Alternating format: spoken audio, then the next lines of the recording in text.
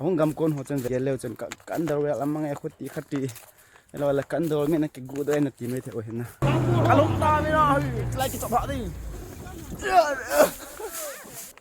either top 5 so ka hin upload 9 pon tu ni ai lo wale tiam phot ka hin upload de hin kala Ronaldo ne kla do mo penalty a khum ni ta che hello guys, welcome back to another new videos. Christmas ang nai tan tu ni video ve do chu pham tele Christmas adinga chang pol ho akachi do hin apan le inzolong pha ang le pi sungai ki man cha nau pol ho ki phe ta in amun ho che vet le long har jong omen na ang ke su lang khana sai dingin ka long jong hal be se pon ngai di long khan ei pon na nunga azong ka point na cha chu ka long jong hal be se pon la ni wang chu along hal ta ta nim na ve na tin okay guys to hi ka hong to hongin ho in ke ho in lam pi hin na chu beleu chen ko pia hong ho ang chu nam mu man lo mai theo awa ho wang chen ani mu man theo him zo lang le ka se ma bang chu video chu nyau cha cha ho wi ki man cha na nung ho chu ka hin kap ding hin to hi Christmas chang pol ho a ho ina kong to hong hitan I khan to che che ti dam piti ti di tam tu lang hin chang pol ho jong ha che che in na sa chu in vel dong in nunga la ya ya Piley, okay. Piley dong ako lian hai mo chama in la ki chai jing hin tu la he chu hi thelo tai na ji chu machine hong po tan machine a ke deng chang hi chang pol ke mang thelo hi tan pan de tan ja chu a milet min machine a ke den na hin tu a hi chang pol ho jong ha tan ja chu tu a hi hoi lang ka chi du ham ke nai pon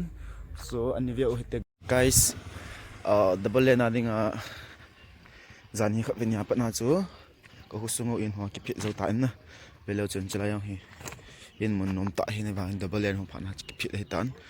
ban le chala a ki phit jong hoi pham tele chala hotel jong ki phit gam ta in na longhal ho ding hi na ki phit chu ni kap do zo ta pon chi za chu tu jing ka he ka hin kap kan hi in he chi hi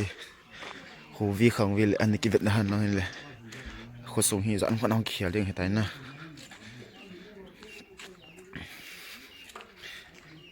guys ta hi chalai la ho jong hi hong ki hial ke din lai ivat na he long halo ma hom hi hum ding a hin cha chu to hi ivat le ma cha he lo na vat num jong lo hi in phat khat zo phat khat in vat le long hal ding a hin na vat num jong ding long hal jong ding a hi in khu le ve hong ki hial ding za kai ho chu a ve kai kam hi in ban le chalai hi zan hi a zan hi a chalai che en hi na zan hi a cho phi no he ta in a ve chim tho o hin chiong hi hoi sia ga hi ni kuma chi ki chai ba na la hi na wanga alo thailo a zan hi a cho a ve chim o ta no guys chi sakti mana ka chi do he na sakti mana champol ha ka chi do hin to hi ho in mana ki se do hin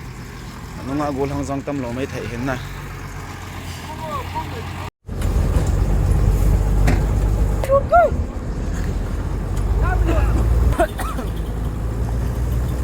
Welcome to my channel. Hello guys. lampi ke hen na he chalai ha malam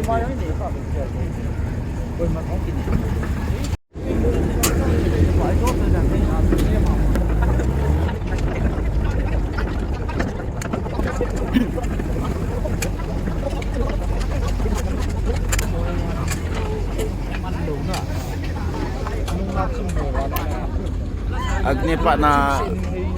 spray hai ho ke ho ve chalo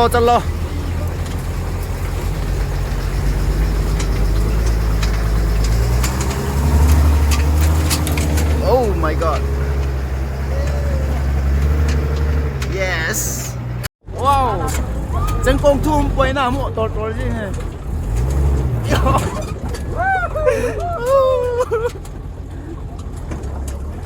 sakti man tolo he ngai na yes chalai mo na hi changpol ki tho ding hin choi mission a hin ki hala tai na yes finally yes kanong ta ve yes come driver good chân công thum lo mo pal sing he yes go go go go nung back my back go okay yes woo yes kalau ta mới đó lại cái chọc họ đi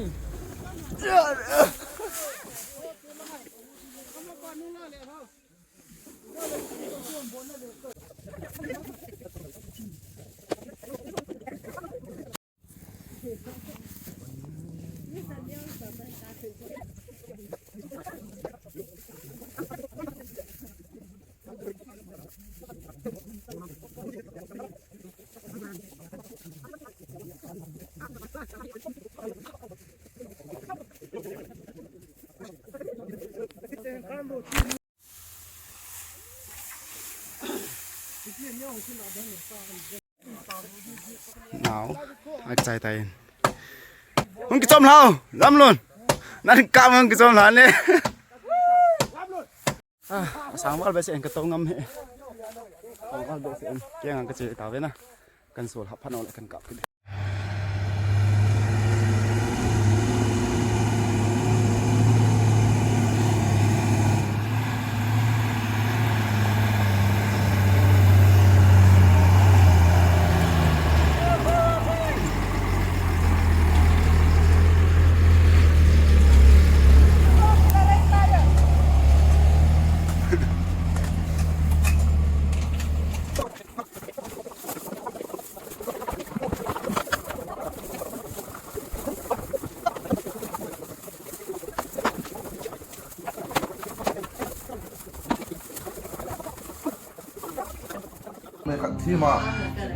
Ya nanti tim soke pasti lah.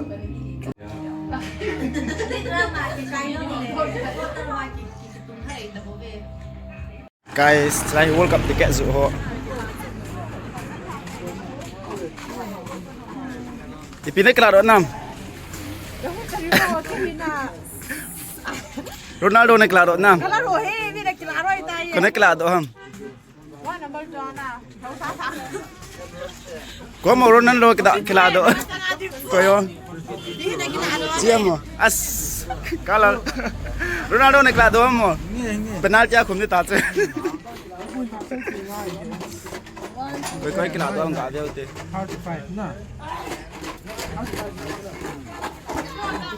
Qatar World Cup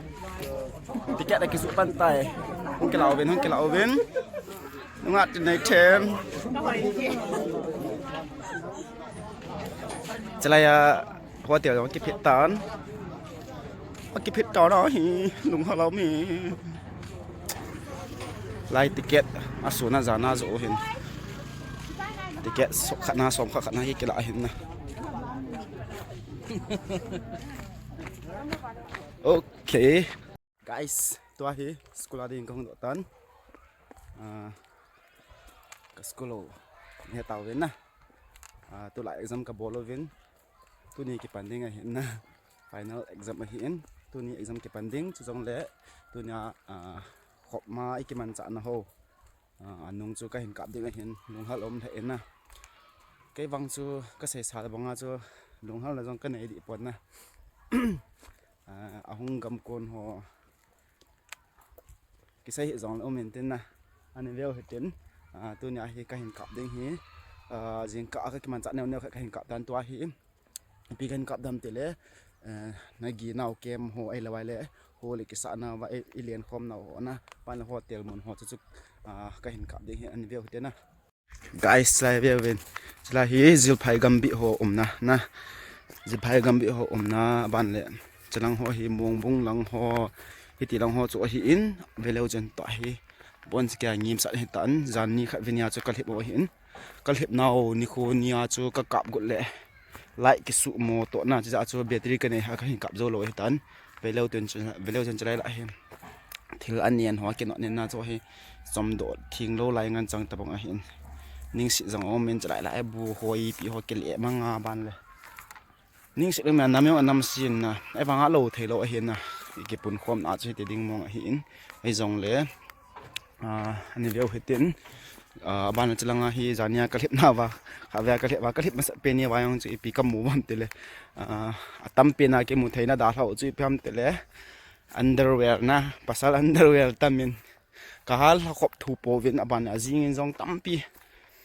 nang ahung vai kun ho che ahung gam kon ho chen velo chen